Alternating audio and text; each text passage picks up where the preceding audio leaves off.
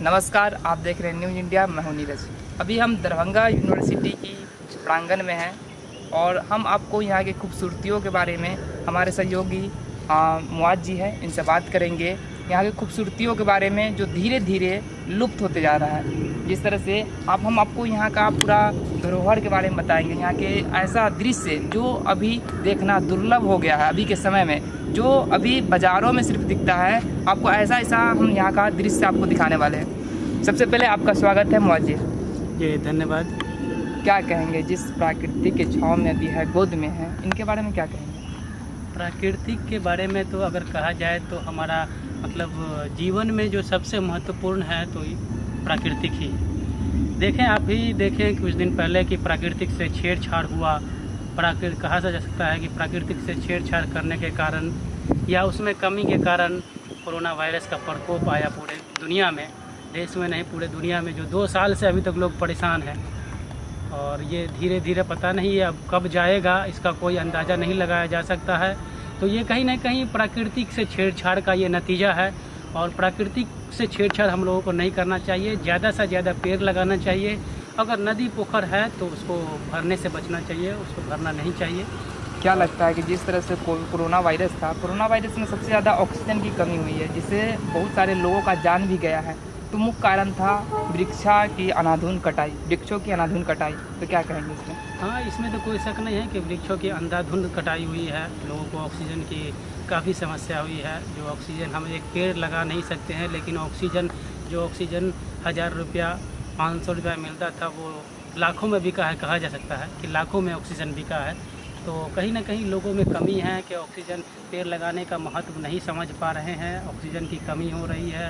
प्राकृतिक जैसे हम लोग ही अभी यहाँ पे है, कितना शांत वातावरण है, वृक्ष में फल लगे हुए हैं। जो फल आपको दो फ़ायदा है, एक तो फल देगा, छाया भी देगा, ऊपर से ऑक्सीजन भी देगा। तो पेड़ लगाने के कई फ़ायदे हैं।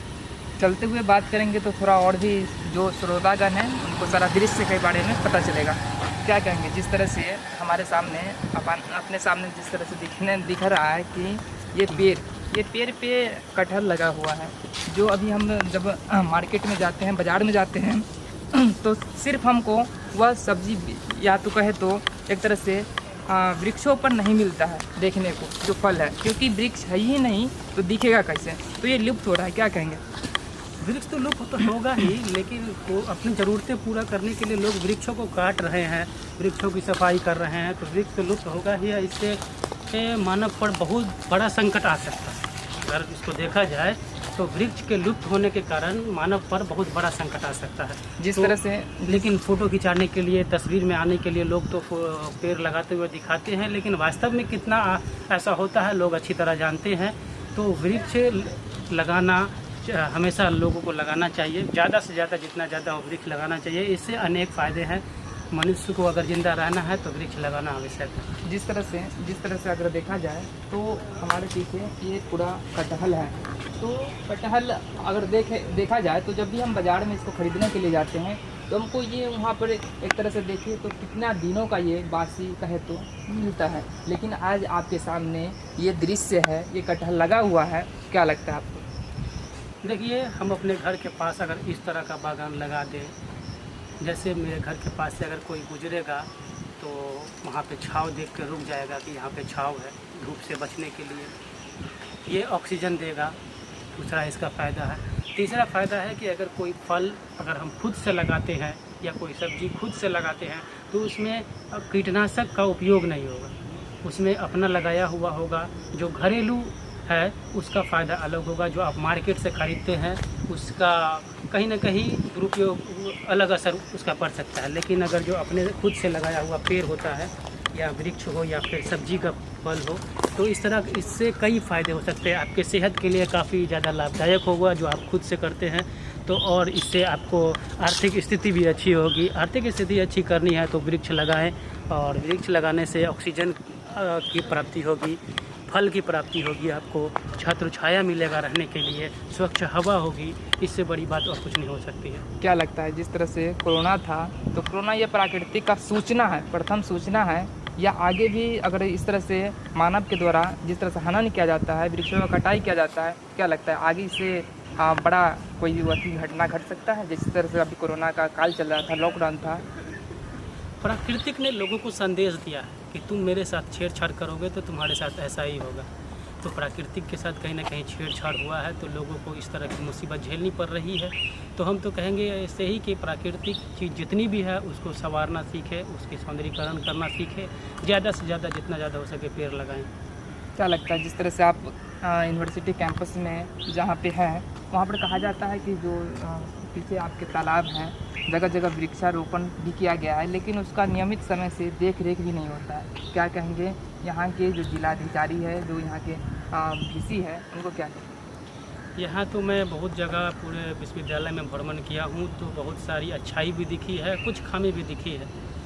तो खामी के लिए मैं यही कहना चाहूँगा कि जो विश्वविद्यालय के प्रशासन है, विश्वविद्यालय के वाइस चांसलर साहब हैं और जिला प्रशासन है, उनको ख़ास तौर पर प्राकृतिक देन जो है, प्राकृतिक से देन, प्राकृतिक ने जो दिया है हमें, प्राकृतिक के द्वारा दिया गया, उन सारी चीज़ों का सौंदर्यीकरण किया जाए, देख रेख किया जाए, ताकि फ्यूचर में आने वाले समय में हमको कोरोना वायरस जैसी कोई बीमारी का सामना न करना पड़े, प्राकृतिक के साथ छेड़छाड़ नहीं हो। क्या लगता है जिस तरह से अभी जिस वातावरण में आप खड़े हैं, जो शांति का माहौल है, तो आप यहाँ पर किस तरह का फीलिंग हो रहा है? अब अगर देखें तो शहर से, शोरगुल से, और यहाँ पर दोनों में क्या डिफरेंट है, क्या अंतर है?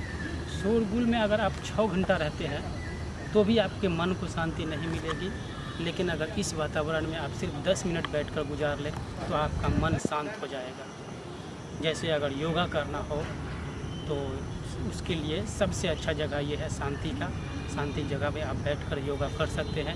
तो आप अगर वहाँ से थक हार कर आते हैं तो आपको यहीं शांति मिलेगी। वैसे जो छात्र पढ़ाई करते हैं, उनको क्या संदेश देते हैं कि जो हर दिन बैठ के मोबाइलों में गेम खेलते हैं, डिप्रेशन का शिकार होते हैं, क्या उन लोगों को इस खुले वातावरण में घूमना चाहिए समय निकाल के, शाम के समय या सुबह के समय में?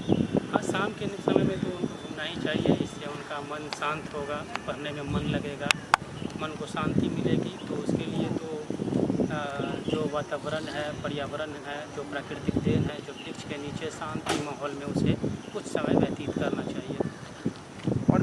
और भी जगह थोड़ा देख लेते हैं। यहाँ पे जिस तरह से आम का पेड़ है, आम का पेड़ जिस तरह से जितने भी सब्जी है, फल फूल है, सबका दाम बढ़ रहा है। तो इसका मुख्य कारण है कि जब पेड़ नहीं रहेगा तो वाकई ही इसका दाम बढ़ेगा। तो इसको लेकर क्या कहेंगे? जिस तरह से लोगों में रहता है कि इसका सब्जियों का दाम बढ़ गया है, तो इसका तो मुख्य कारण यही है कि पेड़ नहीं है तो वो लाएगा कहाँ से, सब्जी होगा कहाँ से, चाहे कोई भी फल फूल। हाँ, वास्तविक बात है कि जब हम पेड़ काटेंगे तो फिर फल कहाँ से खाएंगे। जहाँ मान लीजिए 100 पेड़ था, 100 पेड़ की जगह अगर 5 पेड़ ही हमको फल दे रहा है तो वास्तविक है कि उसका मूल्य तो बढ़ेगा ही। खाने वाले ज़्यादा हैं और पेड़ कम होगा तो मूल्य तो बढ़ेगा ही। तो इस तरह स्वाभाविक है कि लोगों को जो खरीदना पड़ रहा है वो तो महंगा मिलेगा ही। जो भी फल हो, सब्जी हो, सब तो पेड़ के कटने के कारण तो महंगा होगा ही।